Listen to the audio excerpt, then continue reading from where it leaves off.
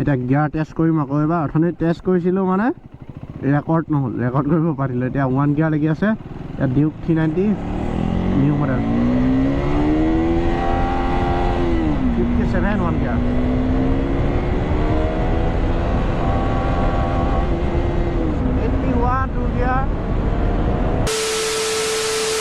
নমস্কাৰ বন্ধুসকল আজি অন্য এটা ভিডিঅ'লৈ আপোনালোকক স্বাগতম জনালোঁ আৰু আপোনালোকে থাম্বনেইল আৰু টাইটেল দেখি গম পাই গ'ল আজি ভিডিঅ'টো কি টপিকৰ ওপৰত বনাই আছোঁ আৰু এইফালে আছে ডিউক 390 ডিউক 390 নিউ মডেলটো আৰু এই বাইকখনৰ অলপমান কিছুমান চেঞ্জেছ হৈছে সেইটো আপোনালোকক ভাবিলোঁ কি অল্ড মডেলৰ লগত কম্পেয়াৰ কৰি পেলাই এই ভিডিঅ'টো বনাইছোঁ চ' আপোনালোকে ভিডিঅ'টো শেষলৈকে চাই থাকিব বন্ধুসকল আৰু চেনেলটো যোনে নতুনকৈ আহে ছাবস্ক্ৰাইব কৰি দিব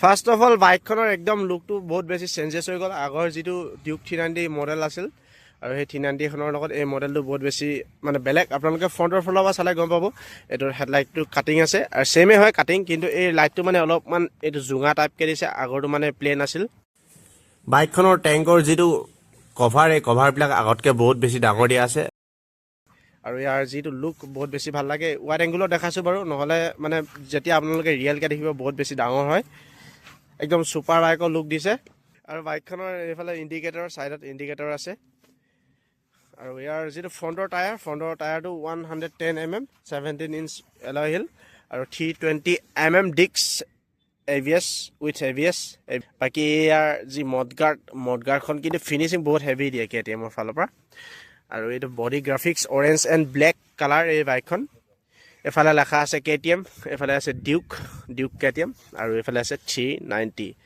আঁতৰৰ ফালৰ পৰা মানে বাইকখন দেখিবলৈ কি সেক্সি লুক দেখিছেনে আপোনালোকে আৰু বেক চাইডৰ পৰা একদম মজা লাগে আৰু মনোচকডাল মানে হোৱাইট কালাৰ হয় ইয়াৰ যিডাল আৰু বাকী বডি ইয়াৰ এইটো আছে কলেনটো একদম চাইডত থাকে আৰু এইফালে ৰেডিয়েটৰ ফেন ইয়াতে দিয়া থাকে চাইডৰ ফালৰ পৰা দেখি থাকে আৰু ইয়াৰ যিটো ইঞ্জিন কেপাচিটিটো হৈছে 398.63 আৰু ইয়াৰ যিটো চিট হাইটটো হৈছে 820 mm আৰু যিটো টায়াৰ এইটো হ'ল 170 mm টায়াৰ আৰু এলয় হিল সেমে হয় 17 ইঞ্চ আৰু ইয়াৰ 220 mm ABSৰ লগত ডিস্ক ব্ৰেক আছে ডুৱেল চেনেল ABS হয় বাইকখনৰ আৰু বাইকখন অলপ খুলি থোৱা আছে সেইটো কাৰণে মানে বোকা লাগি আছে এইখিনি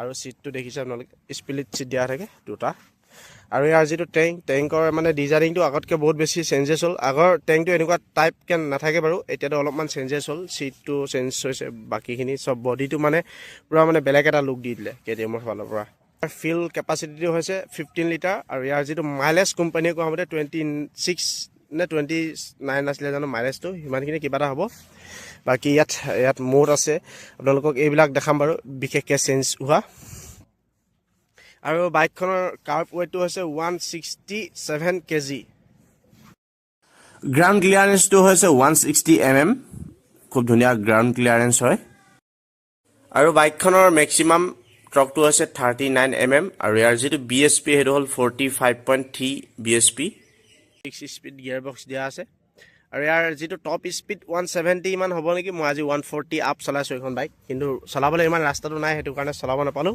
আছে এতিয়া এইটো অন কৰি দিলোঁ চাবি ৰেডি টু ৰেচ দেখিছে আপোনালোকে এইফালে আছে হাজাৰ্ডছৰ টেপি দিলোঁ আপোনালোকে হাজাৰ্ডছটো দেখি যাব এইফালে জ্বলি আছে দেখিছেনে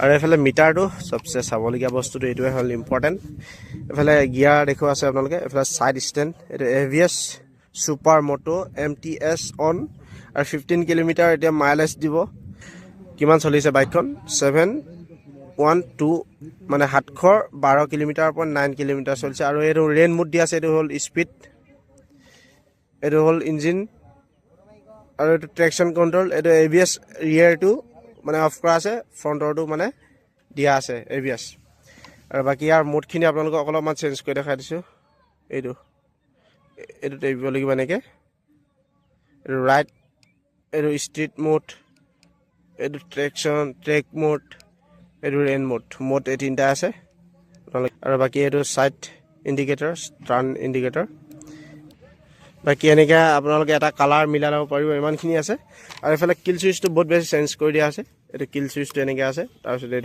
এইটো হ'ল চেল্ফটো ইমানখিনি বাকী এনেকুৱা ধৰণৰ বাইকখন এতিয়া অলপমান বাইকখনে এক্সজষ্ট চাউণ্ডটো শুনাই দিম বাৰু আপোনালোকক তাৰপিছত অলপ ৰাইড কৰিম, ৰাইড কৰি পেলাই দেখাম।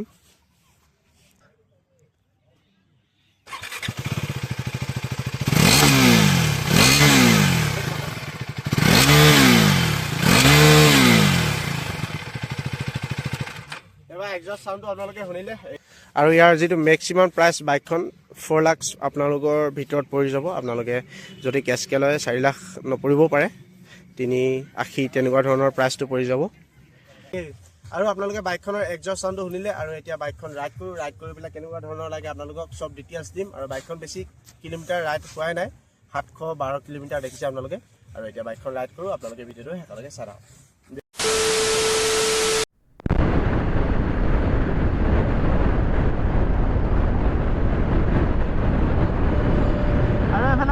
লিখা আছে পলিটিক্স নকৰিবা। চ' গাইজ বাইকখন অলপমান ৰাইড কৰিছোঁ, চলাই বহুত বেছি ভাল লাগিছে। মানে ভিডিঅ' বেছি কৰিব পৰা নাই, কেমেৰাটো অফ হৈ গুচি গৈছে। মানে পানী সোমালে বেটাৰীটো ডেড হৈ গ'ল বেটাৰী। আকৌ এটা নিউ বেটাৰী অৰ্ডাৰ কৰিব লাগিব। আৰু বাইকখন চলাই বহুত বেছি ভাল লাগিছে। দেখিছে না RPM কেনেকুৱা হেভি, প্ৰায় স্মুথ বাইক হয় ডিউক 390।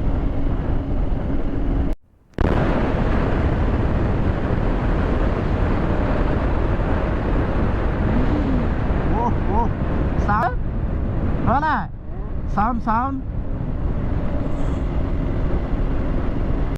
So guys, এতিয়া পালোহি আমি এইফালে গোগামুখ 390 লৈ অলপমান ৰিভিউ দিলোঁ আপোনালোকক বাইকখন চলাবলৈ কেনেকুৱা হয় কি হয়।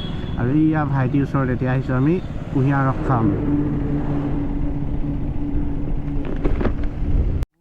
বৰষুণ দিলে যে বাইকখন ৰিভিউ দি থাকোঁতে।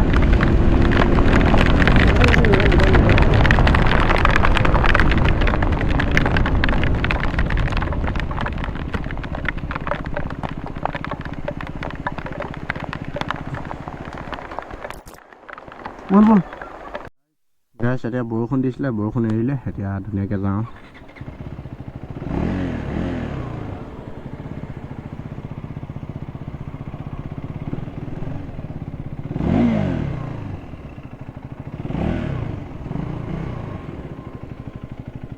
এতিয়া গিয়াৰ টেষ্ট কৰিম আকৌ এবাৰ। অথনি টেষ্ট কৰিছিলোঁ মানে ৰেকৰ্ড নহ'ল, ৰেকৰ্ড কৰিব পাৰিলোঁ। এতিয়া 1 গিয়াৰ লাগি আছে। ইয়াত ডিউক 390 নিউ মডেল 57 1 গিয়াৰ।